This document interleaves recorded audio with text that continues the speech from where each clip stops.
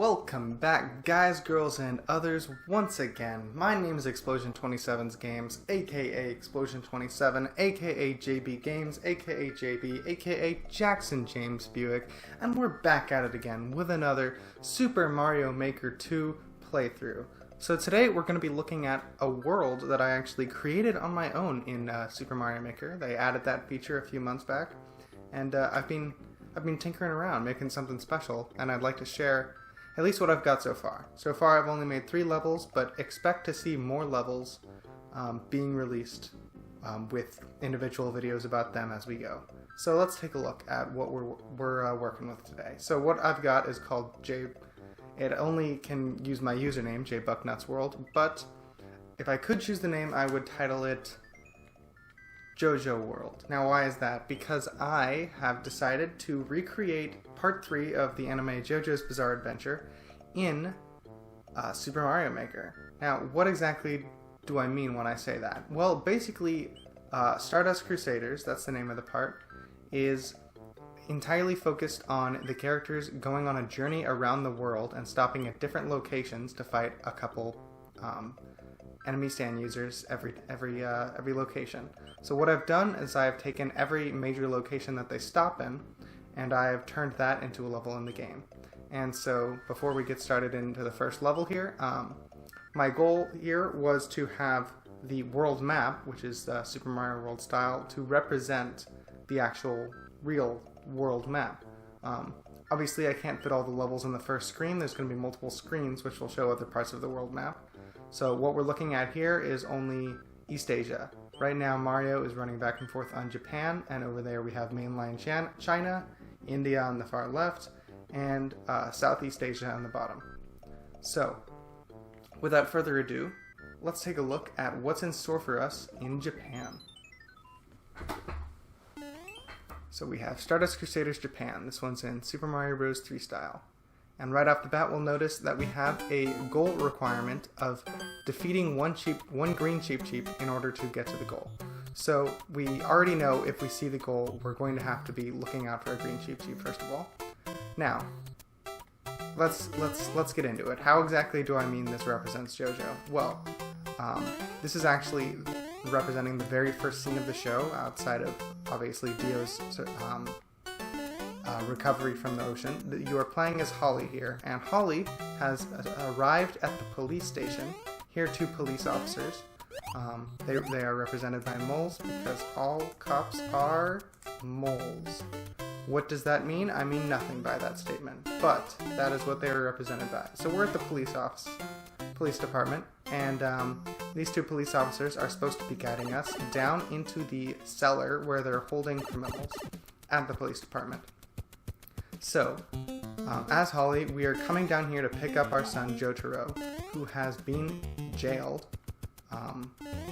He voluntarily jailed himself, and as you can see, I've chosen to use these jail bars to represent different prison cells. I'm quite happy with my efforts here. And these Goombas here are just different prisoners. Now, at the end of the jail cell, we can find our suspect. Here is Jotaro himself. Now, right now, we cannot actually do anything except for take that P-switch, but it's important to ask, why is Jotaro represented by this figure? Well, we will find that out as we return to this room later on. Next question, why is there a bullet blaster launching here? Well, that is actually what happened was Jotaro pulled a gun off of a police officer to showcase his stand, and thus this is the gun that he fires at himself, shooting right here. So anyway, all we can do when we get down here is we realize that Jotaro is not willing to comply, so all we can take with us is this, essentially the P-switch is the information that we've got to do something about this. We've now met up with Jotaro, and what does Holly decide to do next? She calls in her dad and his friend Avdol. So we hit the switch, and this takes us to the airport. Here we are picking up Joseph and Avdol at the airport, and here's another P-switch, which just allows us to get out quickly. And what does Avdol have for us? He has a fire flower. Avdol is providing with us the power of his stand, which is a fire stand. So without further ado, we now return to the jail cell using the power of Avdol's stand. And we can now much more easily get through this jail cell without worry. And most importantly, fire is what is capable of defeating this enemy. Only fire. Thus, Avdol was able to lure Jotaro out, and in doing so, we now have a key. This key will take us to the next area of the level. So, moving on, we now have Jotaro, Joseph, Holly, and Avdol all in our party right now, and we are moving on to the cafe where they all meet to discuss. And what's this? Let's talk to Joseph. Ooh, something scary is happening. Essentially, Joseph is telling us that Dio himself has returned from the dead and is coming to attack. And that is also visualized at the bottom of the screen here. That could be either Joseph's picture-taking stand, or it could just be a flashback. But essentially, there is Dio. That is him. We're going to have to defeat him at the end of our journey.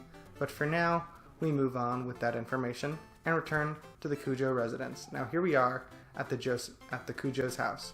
Now right off the bat, when we get here, we'll notice that there is the green Cheep that we need to defeat.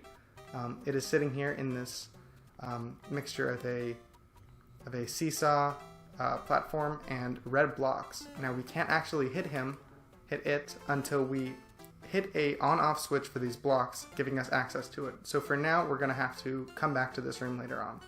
Next off, we see this door. We take the door, and we actually wind up at the end of the level. However, as you can see, we cannot actually finish the level until we have come back to this room. So without further ado, we carry on. And now we are playing as Jotaro, who has begun his first day at school after learning this information, and is immediately attacked on his way to school by a horde of 7 different girls chasing after him. So that's what those Goombas were. Those were girls.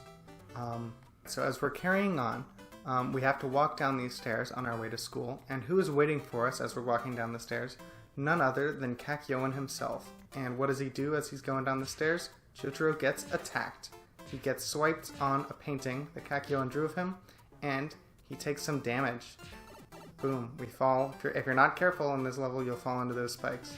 But luckily, as Jotaro is falling down the stairs, he uses the power of Star Platinum to grab on to a tree dangling above him. And with that, he manages to land safely on the floor and carry on to school. Now when he gets to school, he heads up to the nurse's office. And what do we meet in the nurse's office? The nurse herself, depicted by this little robot thing, is a robot because she is being controlled. She is being controlled by Kakyoin, who is waiting for us. And as we just saw, that Magikoopa that we just defeated very quickly was Kakyoin. He was sending his Emerald Splash at us. Get a better look at that as we go through here. Now that we got the key from defeating Kakyoin, we can access this area up here, which allows us to hit the on-off switch, and we can, in fact, carry on to the next section of the level. And that next section will, of course, be returning to the Kujo residence to defeat that Cheep. So, on our way back up the stairs here, we simply have to make that jump and use this platform. And we can carry on back to the house. And when we get here, we realize that this is in fact Kakyoin. We carried him all the way back from the hospital, from the nurse's office, and we discover that he was only attacking us because he had a flesh bud implanted in his head by Dio himself. So, what's there to do other than to use Star Platinum and just jump on that flesh bud. Get that defeated out of there. And with that, we have defeated the clear condition, and we can move on to the next level in our Stardust Crusade. So, that was a little bit long-winded, but that was the first level. Stay tuned for the following 2 levels that I have made so far.